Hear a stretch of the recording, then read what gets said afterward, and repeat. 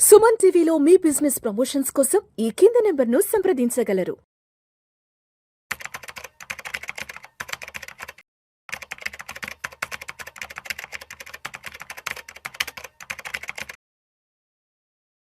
చక్రధర్ గారు నమస్తే సార్. నమస్తే అండి.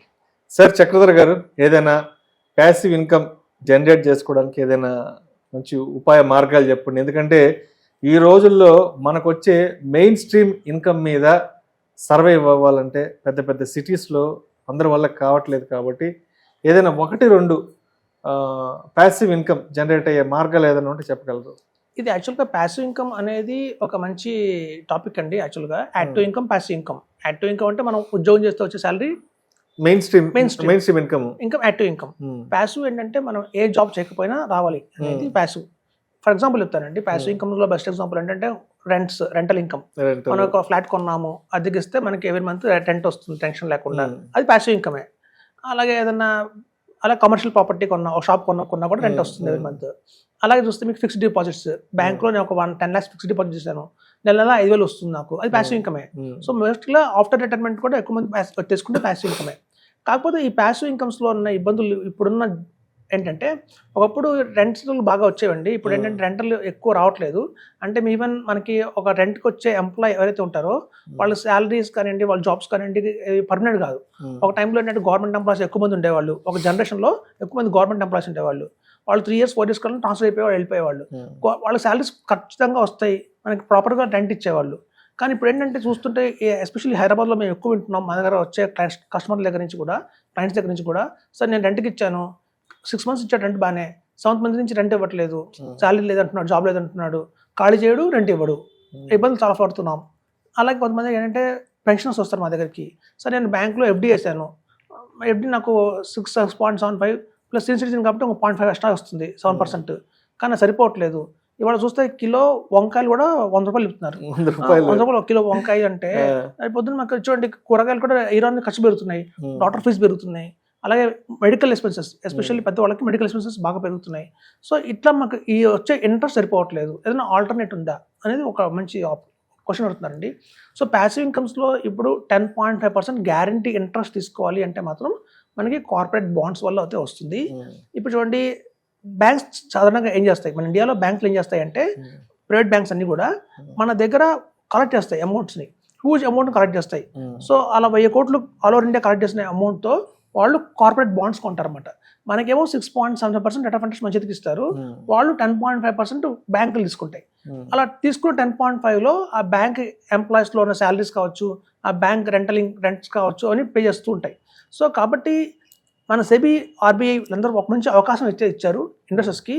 ఇలా మనం ఎవరైతే బ్యాంకులు అన్నీ కలిసి కార్పొరేట్ బాండ్స్ కొంటున్నాయో అలా బాండ్ కొనుక్కుంటే అవకాశం మనకు కూడా కల్పించారు. ఈవెన్ ఇప్పటిదాకా కూడా కేవలం ఇన్స్టిట్యూషన్స్, బ్యాంకులు మాత్రమే కార్పొరేట్ బాండ్స్ కొనేవి. ఇప్పుడు అలా కాకుండా రిటైల్ పీపుల్ కూడా ఇది ఇవ్వాలి, ఒక మంచి అవకాశం ఇవ్వాలని చెప్పి మనకి ఆర్బీఐ కానీ వీళ్ళందరూ కూడా నాన్ బ్యాంకింగ్ ఫైనాన్స్ కంపెనీస్ ద్వారా కూడా మనకి ఆఫర్ చేస్తున్నాయి. అవన్నీ కూడా మనకి సెక్యూర్డ్గానే ఉంటాయి. సో ఇప్పుడు చూడండి, మనకి ఏదైతే క్రిసిల్ అనే సంస్థ ఉందో, అలాగే కేర్ అనే సంస్థ ఉందో, అవన్నీ కూడా ఏంటంటే బాండ్స్ మీద మనకి రేటింగ్స్ అనేవి ఇస్తాయి. ఈ particular company bond AAA rating ఇస్తాము, AA రేటింగ్ ఇస్తాము, A+, A-, B+ అని రేటింగ్స్ వస్తాయి. సో అట్లాంటి బాండ్స్ అన్ని కూడా మనం తీసుకుంటే కనుక మనకి ఖచ్చితంగా కూడా 10.5% దాకా రిటర్న్ అయితే వస్తుందండి. మనకి ఆ బాండ్స్ కూడా వచ్చి 6 months నుంచి 2 years దాకా టెన్యూర్ ఉంటుంది. ఎప్పుడైతే ఎక్స్పైర్ అయిపోతాయి బాండ్, మళ్ళీ మనం రెన్యూవల్ చేసుకోవచ్చు. ఇది ఎలా తీసుకోవాలంటే డిమాట్ ఫామ్లోనే కంపల్సరీగా ఉంటుందండి. మనకి ఒక పాన్ కార్డు, అలాగే అడ్రస్ ప్రూఫ్ కింద మనకి పాస్పోర్ట్ కానివ్వండి, డ్రైవింగ్ లైసెన్స్ కానివ్వండి, ఓటర్ ఐడి కార్డు కానీ ఇవ్వాలి. ఏదైతే మనం బ్యాంక్ అకౌంట్ ఇస్తామో దాని నుంచి మనం ఇన్వెస్ట్మెంట్ చేయొచ్చు. కానీ మనకు వచ్చే ఇంట్రెస్ట్ ఏదైతే ఉంటుందో అది మాత్రం మన డిమాట్ అకౌంట్కి ఏదైతే లింక్ ఉందో ఆ అకౌంట్కి మాత్రమే ఆ అమౌంట్ అనేది వస్తుంది. అయితే ఇప్పుడు చూడండి, ప్యాసివ్ ఇన్కమ్ అనగానే ఓవర్ నైట్ అయితే మనం క్రియేట్ చేయలేమండి. ఇప్పుడు చూడండి, ఫర్ ఎగ్జాంపుల్ చెప్తాను, మన దగ్గర 1 lakh ఉంది.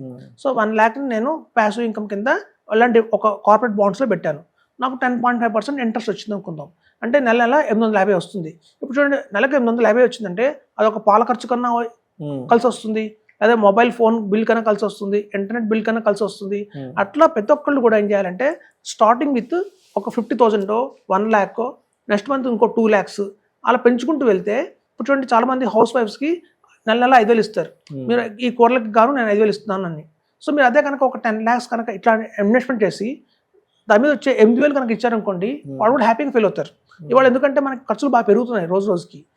ఇప్పుడు చూడండి, మన దగ్గర ఒక 1 crore ఉంది. ఆ 1 crore పెట్టి మనం ఒక ఫ్లాట్ కొన్నాం అనుకోండి, మనకు వచ్చేది 25,000. సో 1 crore పెడితే ఇవాళ హైదరాబాద్లో వచ్చే డబుల్ బెడ్రూమ్ వస్తుందేమో, మనకి దానికి వచ్చే అద్దె 25,000 రెంట్ ఉంటుంది. అదే 1 crore కనుక మనం తీసుకెళ్ళి బ్యాంకులో FD చేస్తే మనకి 56,000 వస్తుంది నెల వడ్డీ.